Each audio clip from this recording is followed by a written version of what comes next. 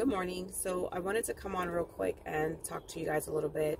I am about to meet up with a friend, and we're just going to go and spend some time out in God's creation this morning and just enjoy each other's company, go for a nice hike. And, of course, that's important because we want to make time for those who are important in our lives, no matter what is going on. But what I really want to talk about today is, again, a little bit more about the power of influence. And Monday I came on and shared a little bit about, like, a very, very condensed version about the power of influence as it relates to those kings and prophets relationships, and how God would use the prophets to come and deliver a message to the kings. And the kings were God's chosen ones to lead God's people and to protect God's people. And so those prophets would come, deliver a message to them, to remind them of the fact that God is the one that first of all, God is the one that put them in place. And then two, how God wants them to lead his people. And so when we looked at David and Nathan would remind David on behalf of God that, the power and authority that God entrusted him with was something not to be taken lightly. It was something not to be abused, not to be something to be misused towards the people of God. And the same with the man of God that came to deliver a message to Jeroboam, reminding him that God had given him very precise instructions on what to do, when to do it, how to do it, when it came to leading and protecting and guiding God's people. And not only would those prophets come and deliver those messages by voice, but the way in which they delivered those messages was a demonstration to those kings of how to live and how to lead. And so today, I want to talk a little bit more about that power of influence, but more of how God will send us people in our lives to influence us, to keep us on the path that God has created for us, to help us to see who God has created for us to be, and so that we can, strive for our greater future, our greater destiny. And one of those individuals that I really want to shed light on today is one of my uncles. And so my mom has 6 brothers, right? And I always say how my mom has 6 brothers, which means that God blessed me with 6 additional father figures. And so each of them would teach me different lessons throughout life that, as a young woman, became vital to my growth. But there's one particular uncle, well, there's 3 uncles that I am closer to than the other 3. And out of those 3, there's one that has been a father figure, more than just a father figure. He's been pretty much like my father. I always say that we have a Mordecai-Esther type relationship. And for those that don't know, in the Bible, the story of Esther, her cousin, it's mistakenly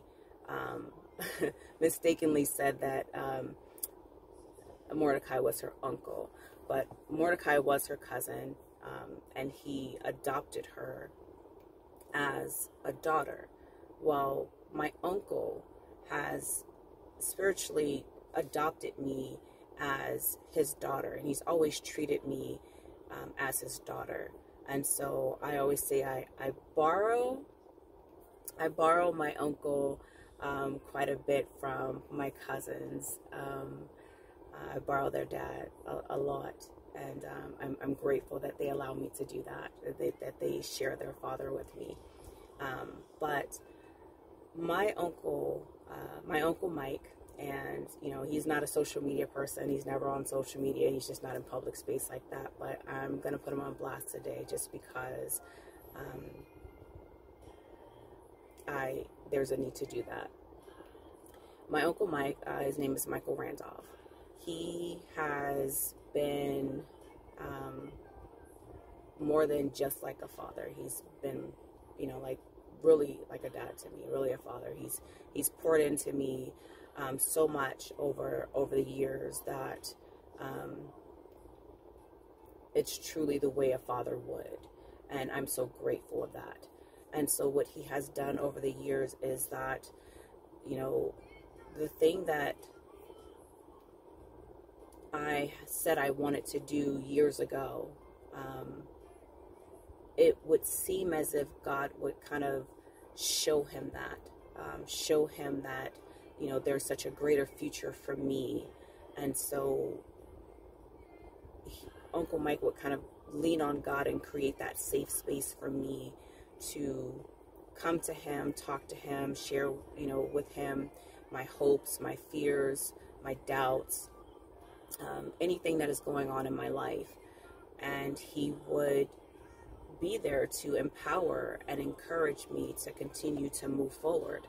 And so it's very important to understand that, because when I was 15 years old, I revealed a history of abuse that I had gone through.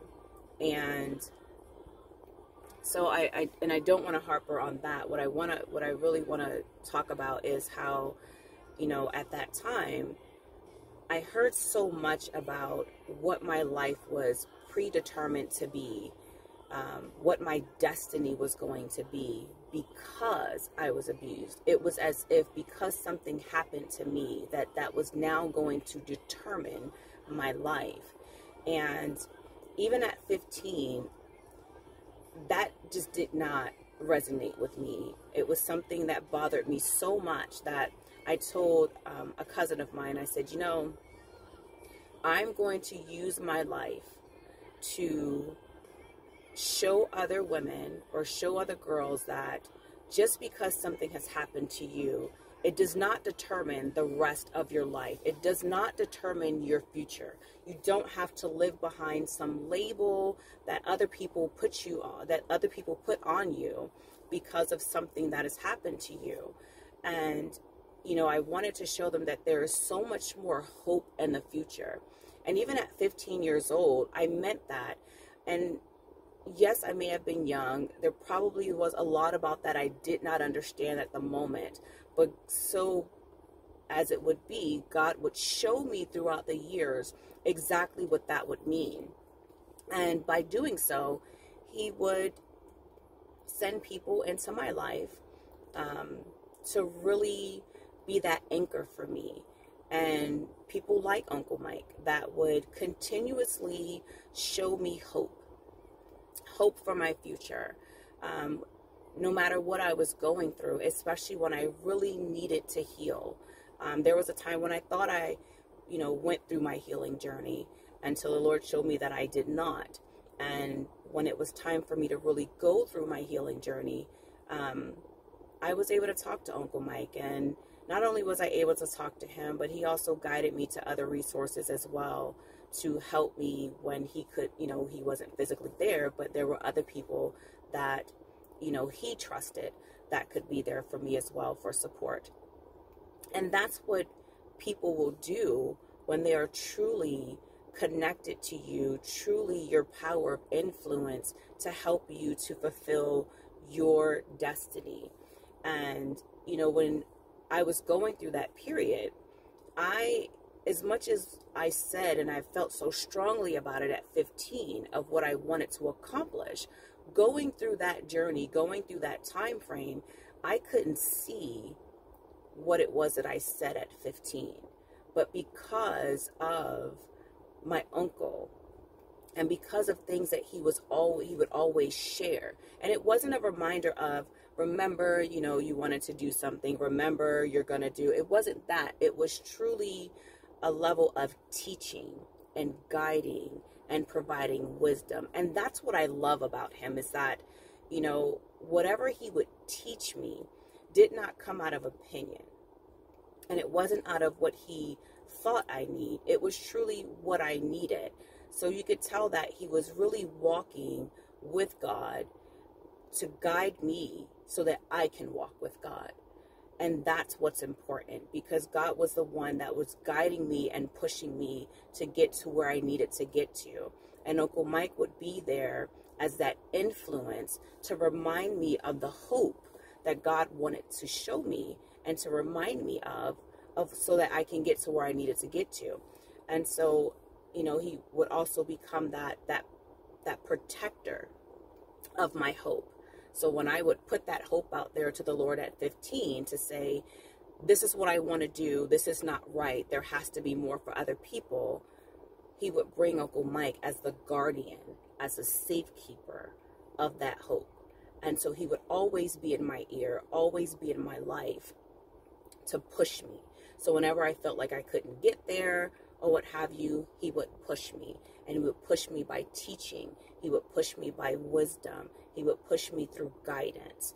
And even now, as an adult, I have my son, and my son is 23. He would always pour also into my son's dreams. My son has wanted to have this career since he was 5 years old.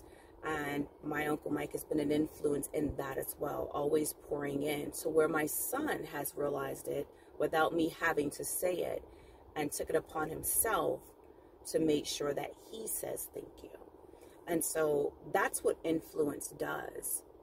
It really locks you in on that path that God has for you, and never letting you fall off of that path. No matter what comes, no matter how hard it gets, no matter how troublesome it gets, and no matter how dark it seems, they will provide hope or remind you that there's hope.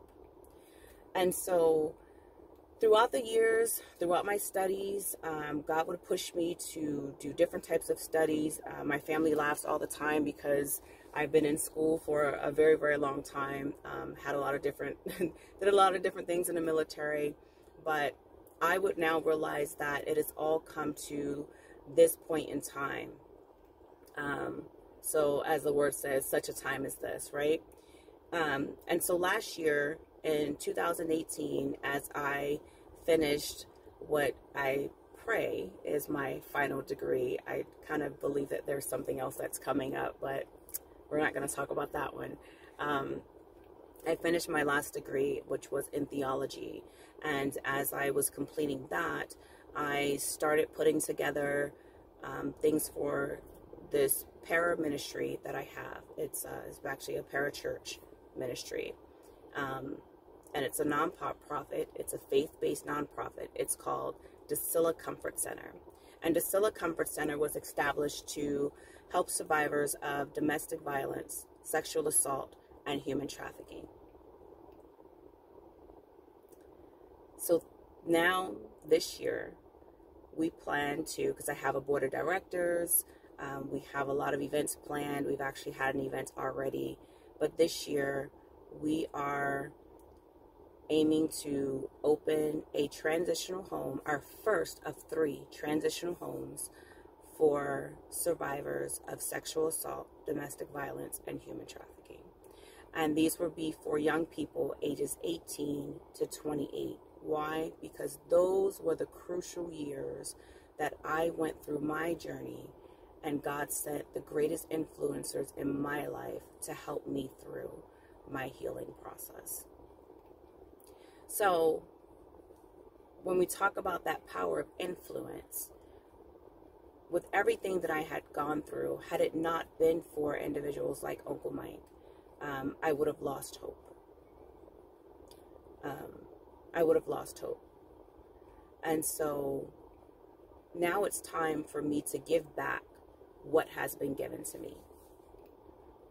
And by doing so, it's going to be done a couple of different ways. One, of course, through the nonprofit, Dacilla Comfort Center. And the first house will be for young women, and we will not bring in children for this particular one. Of course, they'll be 18 to 28 years of age for the young women. And the first house will be called the Michael and Sylvia House of Hope. And it's the Michael and Sylvia House of Hope because not only has Uncle Mike been a major influence in my life, but so has his wife. Rightfully so, right? just as much as I can call Uncle Mike, I can call Aunt Laverne. We call her Aunt Laverne. That is her name, but her first name is Sylvia. I learned that when I was younger. It was a little surprising to me, but that's another story. But she is just one of the sweetest, kindest, sincere people, sincere women that you would ever meet. And I can talk to her about anything. And it's interesting because, you know, we don't talk a whole lot, but when we do, it's so powerful and it's so what I needed. It's just completely on point. And I'm so grateful for her. And so she would do essentially the same thing, but in the way that God would allow her to, that Uncle Mike would do, which is be that guardian of hope for me, for my future, in my time of need. So the Michael and Sylvia House of Hope, like I said, we want to open this year. And one of the things that we're doing in order to give back to the community that we're in out here in Arizona is we have been invited to participate in a city-wide event.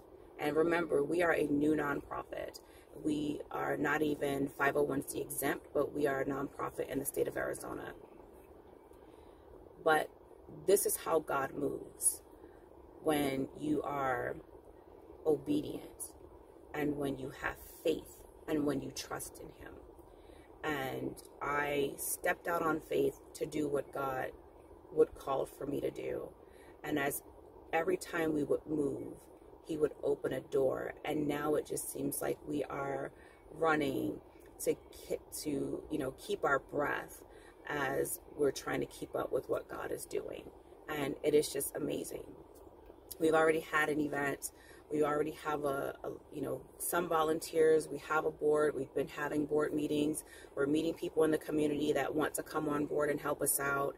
The city of Goodyear, like I said, we're going to be at what's called their Hops and Hops Festival. It's for Easter on the 20th of April. And what we're going to do is we're going to set up a crafts table. It may seem kind of odd to do, but think about it this way. The craft table we're going to set up is called House of Hope. We're going to have young children to build a house of hope. They're going to have these bright, colorful houses that they get to decorate with things that mean something to them. Whether it's something they want to be when they grow up, different things that they like or what have you. But it represents them, their individuality. And we will give information to their parents, to the adults that are there, to give them resources and tools about sexual assault, domestic violence, and human trafficking. And these are tools and resources so that we can keep our youth and our young adults safe, so that we can protect the hope of our youth and our young adults for their future. Because not only, we don't want to become a community that is always reactive to these types of situations, always providing crisis and trauma care. We want to be preventative to these things.